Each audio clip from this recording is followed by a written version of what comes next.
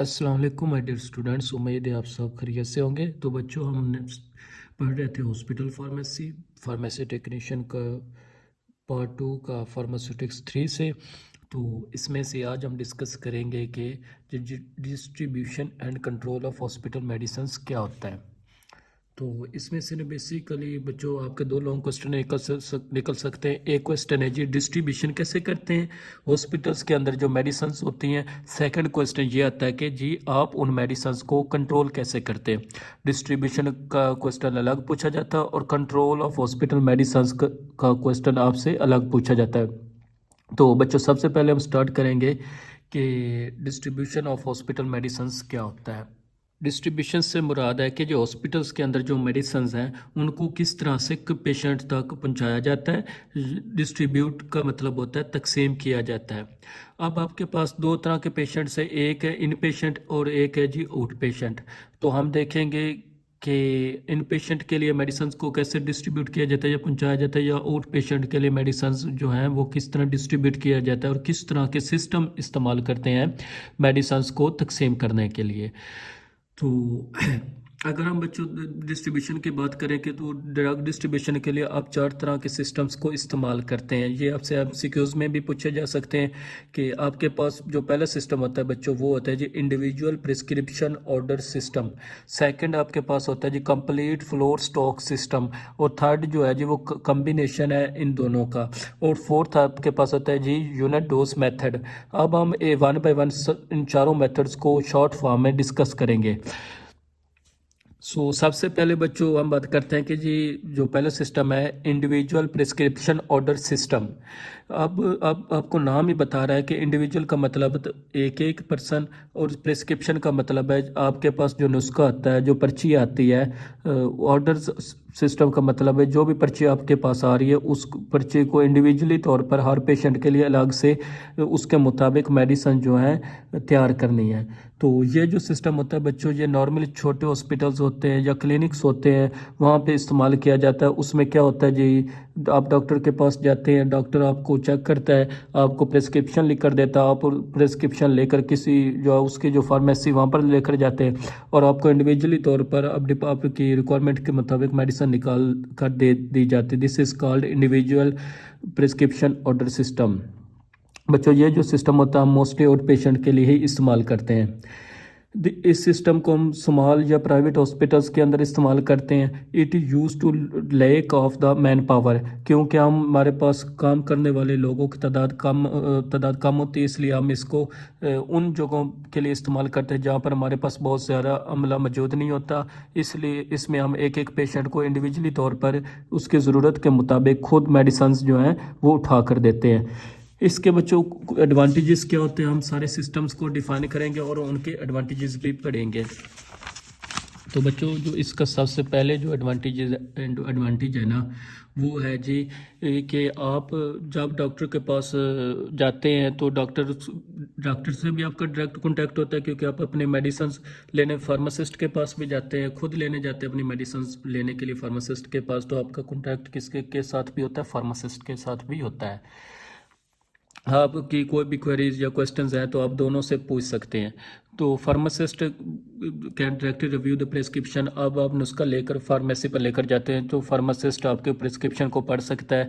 अगर उसको लगता है कि इसके अंदर कोई चेंजेस करने की ज़रूरत है या डॉक्टर ने कोई ऐसी मेडिसिन लिख कर दे दी जो कि ड्रग इंट्रैक्शन हो सकता है, या कोई भी ऐसी दो एंटीबायोटिक्स लिख कर दे दी हैं अपने फ़ायदे के लिए, अपने बेनिफिट्स लेने के लिए, डॉक्टर्स ने दो मेडिसिन या दो एंटीबायोटिक्स लिख कर दे दी हैं, उनकी ज़रूरत नहीं है, तो फार्मासिस्ट आपको आपकी काउंसलिंग कर सकता है, आपको समझा सकता है या आपको कह सकता है कि जी डॉक्टर ने ये दवाई ज़्यादा डोज में आपको लिख कर दे दी है, तो आप डॉक्टर के पास दोबारा जाएँ और उस हवाले से डॉक्टर से बात करें। उससे ये बच्चा होता है कि आपके जो मेडिकेशन एरर होते हैं वो मेडिकेशन एरर के चांसेस कम हो जाते हैं, क्योंकि आप फार्मासिस्ट के साथ खुद डायरेक्टली कांटेक्ट में आ जाते हैं।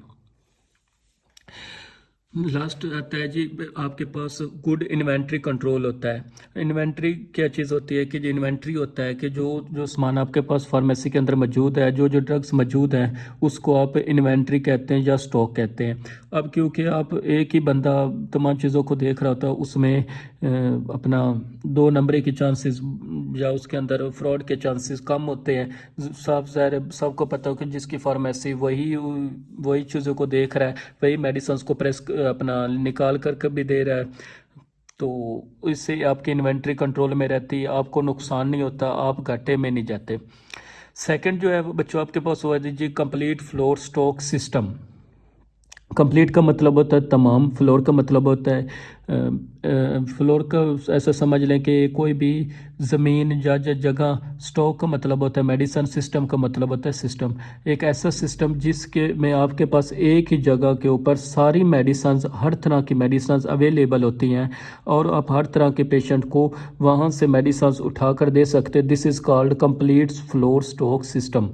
यानी कि बनी बनाई मेडिसन्स आपने एक ही जगह से आपको मिल जाती है, उसको कहते हैं जी कंप्लीट फ्लोर स्टॉक सिस्टम कहते हैं। अक्सर आपने बच्चों देखा होगा कि जो नर्सिंग स्टेशन होते हैं हॉस्पिटल्स के अंदर, उनमें क्या होता है जी, उन स्टेशंस में पेशेंट की ज़रूरत के मुताबिक जो भी मेडिसिन चाहिए होती हैं वो सारी की सारी रेडी मतलब की हालत में उन स्टेशन के ऊपर मौजूद होती है, और जिस वक्त पेशेंट को ज़रूरत होती है उन मेडिसिन की वो पेशेंट्स को लगा दी जाती हैं। उसको आप कहते हैं जी कंप्लीट फ्लोर स्टॉक सिस्टम। बच्चों ये सिस्टम हम गवर्नमेंट हॉस्पिटल्स में इस्तेमाल करते हैं। इसमें हमारे पास हर तरह के मेडिसिन जो हैं वो अवेलेबल होती है एक ही जगह पर, तो हमें मतलब कि मुख्तलिफ जगहों पर नहीं जाना पड़ता। जबकि फार्मेसी पर समटाइम ऐसा होता है कि कुछ मेडिसिन आपको मिलती हैं, कुछ नहीं मिलती, या किसी डॉक्टर के क्लिनिक पर कुछ आपको मेडिसिन मिल जाती, कुछ नहीं मिलती। तो ठीक हो गया। तो इस सिस्टम में क्या होती है, जो सारी जो प्रिस्क्रिप्शन पर मेंशन है मेडिसिन वो मिल जाती हैं यहाँ पर। तो it is use to due to high man power. अब ज़ाहिर बात है कि इतना बड़ा हॉस्पिटल है, तो अब आपने मुख्तलिफ तरह के लोगों को सर्व करना है, तो आपके पास प्रॉपर नर्सें होनी चाहिए जो हर पेशेंट को डील करें। उसके साथ साथ आपके पास फार्मासिस्ट होने चाहिए जो कि पेशेंट के मुताबिक मेडिसिन को तैयार कर दें। साथ में आपके पास अमला भी होने चाहिए जो कि नर्सिंग स्टेशन से मेडिसिन को उठाए और अपना फार्मासिस्ट के पास लेकर जाए, और फार्मासिस्ट के पास से उठाए और नर्सिंग स्टेशन के पास लेकर आए। इसके लिए आपको लोग ज़्यादा चाहिए, जबकि जो दूसरा था अपना, उसके पास सिर्फ एक ही बंदा सारे काम कर रहा था और पेशेंट खुद जाकर फार्मासिस्ट से अपनी दवाई बनवा रहा था। इसमें पेशेंट को फार्मासिस्ट के पास जाने की ज़रूरत नहीं होती। ये मोस्टली जो सिस्टम जो है ये इन पेशेंट्स के लिए यूज़ किया जाता है। ये जो सिस्टम है जो इंडिविजुअल वाला था वो आउट पेशेंट के लिए इस्तेमाल किया जाता था। नर्सिंग स्टेशंस के अंदर तमाम मेडिसिन जो होती हैं वो मौजूद होती हैं, और वही नर्सें जो हैं वो पेशेंट को मेडिसिन खुद लगाती हैं। इसमें फार्मासिस्ट का डायरेक्ट कॉन्टैक्ट नहीं होता। इसका बच्चों एडवांटेज ये होता है कि जो पेशेंट जितने भी मेडिसिन इस्तेमाल करते हैं वो सारी की सारी नर्स की सुपरविजन के अंदर करता है, अपनी मर्ज़ी से मेडिसिन को इस्तेमाल नहीं करता। मतलब इसलिए गलती के चांसेस भी कम होते हैं। It reduce the patient effort. इसमें पेशेंट को कुछ भी नहीं करना पड़ता, वो उसको प्रिस्क्रिप्शन मेडिकेशन, अपना मेडिकेशन जो प्रोफाइल है वो लेकर ना उसको फार्मेसी के पास जाना होता है, मतलब फार्मासिस्ट के पास जाना पड़ता है। उसको हर चीज़ बेड के ऊपर मिल जाती है, ठीक है ना। ये सिस्टम है अपना। दूसरा क्या उसे बोलते हैं, इन पेशेंट्स के लिए। ठीक हो गया ना ज़्यादातर। तीसरा जो है जो वो कम्बिनेशन होता है ऑफ 1 और 2, दोनों का सिस्टम का अपना कम्बिनेशन होता है। ज़्यादातर यही जो सिस्टम है यही अपना बहुत ज़्यादा सब हॉस्पिटल्स में इस्तेमाल किया जाता है। पहले बात की कि हमारे मोस्ट हॉस्पिटल्स के अंदर क्या होती है, एक फार्मेसी होती है, वहाँ पर इन पेशेंट को भी ट्रीट किया जा रहा होता है और आउट पेशेंट को भी ट्रीट किया जा रहा होता है। तो आज के दौर में आप जितने भी हॉस्पिटल्स आप देखते हैं उनके अंदर ये दोनों सिस्टम्स एक ही इदारे के अंदर काम कर रहे होते हैं। जबकि जो पहला टाइम था, जो 100 साल पहले बात कर लें, तो ऐसा नहीं था। तो this system is mostly used now a days. आजकल इस सिस्टम को ज़्यादा इस्तेमाल किया जाता है। इसमें आपको मैन पावर ज़्यादा चाहिए होती है। क्यों? क्योंकि आपके पास वो लोग जो इन पेशेंट को ट्रीट कर रहे होंगे वो फार्मासिस्ट अलग होने चाहिए, उसके मेडिसिन को उठा कर दे रहे होंगे वो अलग चाहिए होंगे। इसी तरह से जो आउट पेशेंट को डील कर रहे होंगे वो फार्मासिस्ट अलग चाहिए होंगे, और लोगों की तादाद इसमें ज़्यादा चाहिए होती है। और ये सिस्टम ज़्यादातर गवर्नमेंट हॉस्पिटल्स के अंदर इस्तेमाल किया जाता है, क्योंकि वहाँ पर बच्चों इन पेशेंट को भी ट्रीट किया जा रहा होता है और आउट पेशेंट को भी ट्रीट किया जा रहा होता है। जबकि जो के प्राइवेट क्लिनिक्स हैं वहाँ पर मोस्टली इस तरह की जो सर्विसेज हैं वो प्रोवाइड की जाती है इंडिविजुअल्स होगी जैसे। इसका बच्चों फ़ायदा क्या होता है कि इसमें आप इन पेशेंट और आउट पेशेंट दोनों को डील कर सकते हैं। ये ज़्यादातर पेशेंट के लिए बेनिफिशियल होता है क्योंकि उसको हर तरह की मेडिसिन यहाँ से मिल जा सकती है, और एमरजेंसी कंडीशंस में भी ये सिस्टम ज़्यादा बेनिफिशियल है क्योंकि पेशेंट को भाग दौड़ नहीं करनी पड़ती, उसको एक ही चीज़ सब चीज़ें एक ही जगह पर मिल जाती हैं। तो बच्चों जो लास्ट सिस्टम है हमारे पास आता है वो है जी यूनिट डोज मेथड। ये बच्चों एमसीक्यूज के पॉइंट ऑफ व्यू से बहुत ज़्यादा इंपॉर्टेंट है। यूनिट का मतलब होता है सिंगल, डोज का मतलब होता है दवाई की मिकदार, मेथड का मतलब तरीका। एक ऐसा मेथड जिसमें आपको पेशेंट को सिंगल डोज अलग अलग बनाकर देते हैं, उस मेथड को आप कहते हैं जी यूनिट डोज मेथड। अब बच्चों समटाइम क्या होता है कि जो कुछ पेशेंट्स होते हैं जिनके किडनी ख़राब होते हैं, जिनका लीवर ख़राब होता है, उनके लिए आपको क्या करना पड़ता है जी, उनके लिए आपको बने बने दवाई इस्तेमाल नहीं कर सकते। उनको हमें पेशेंट की नीड के मुताबिक ही मेडिसन्स जो है उसको उसके मतलब मेडिसन्स की डोज को कम या ज़्यादा करना पड़ता है। हम क्या करते हैं जी, पेशेंट को अलग अलग पर्ची में या अलग अलग कंटेनर के अंदर एक एक वक्त की दवाई डालकर दे देते हैं। That is called unit dose method. बच्चों इसमें आप पेशेंट को अगर सिरप देना चाहते हो एक बड़ा सिरप का कंटेनर नहीं देते। क्यों? क्योंकि उस सिरप के अंदर एक वक्त की दवाई नहीं होती, बहुत ज़्यादा वक्तों की दवाई मौजूद होती है। इस केस में हम क्या करना है कि हमने पेशेंट को हर टाइम के अलग कंटेनर देना है, सुबह के लिए अलग कंटेनर देना है, सेकंड टाइम के जो मेडिसिन देनी है उसके लिए अलग कंटेनर देना है या अलग पैकिंग में दवाई देनी है। थर्ड टाइम की दवाई है उसको एक अलग पैकिंग में दवाई बनाकर देना। This is called unit dose method. ठीक हो गया। तो यूनिट का मतलब होता है सिंगल, एक वक्त की दवाई के लिए आप उसको अलग पैकिंग या फिर अपना कंटेनर बनाकर देना होता है। This is called unit dose method. This method provides a drug for one dose application. आपने जितनी भी उस कंटेनर के अंदर या उस पैकेट के अंदर दवाई मौजूद है उसको एक ही वक्त में एक ही टाइम पर खाना है, दूसरे टाइम के लिए आपने नहीं बचाना। जबकि दो बाकी मेडिसिन होते हैं उसमें ऐसा नहीं होता। उसमें जो सिरप या अपना कोई भी इंजेक्शंस दिए जाते हैं उनको आप एक दफ़ा भी लगा सकते हो, सुबह भी खा सकते हो, शाम भी खा सकते हो और दोपहर को भी खा सकते हो। लेकिन यूनिट डोज मेथड में आप सारी दवाई को एक ही टाइम पर इस्तेमाल करना होता है। These medicine are packed handled and administered as single dose form. तो हमने उनको पैक इस तरह से करना होता है कि हैंडल किस तरह से करना होता है और पेशेंट के बॉडी के इस तरह करना होता है कि सारी की सारी जो दवाई है वो एक ही वक्त में पेशेंट की बॉडी में दाखिल हो सकती है। इसके बच्चों कुछ फ़ायदे भी हैं। इससे क्या होता है कि पेशेंट्स को प्रॉपर डोज जाती है। ठीक हो गया, एक मिनट में इधर नोट्स है। हाँ, इसमें क्या होता है जी, पेशेंट्स को प्रॉपर डोज जाती है। सबसे पहले इसका बेनिफिट ये कि एक चम्मच सुबह या शाम या दोपहर को इस्तेमाल करते तो कुछ लोग होते हैं वो टी स्पून या फिर कोई टेबल स्पून इस्तेमाल कर लेते हैं जो दूसरे मेथड्स हैं। तो जो हमारे पास क्योंकि चम्मच के मुख्तलिफ साइज अवेलेबल होते हैं तो कुछ लोग चम्मच के छोटा चम्मच के लिए चम्मच ले लेते हैं मेडिसिन खाने के लिए, कुछ बड़ा चम्मच ले लेते हैं मेडिसिन खाने के लिए।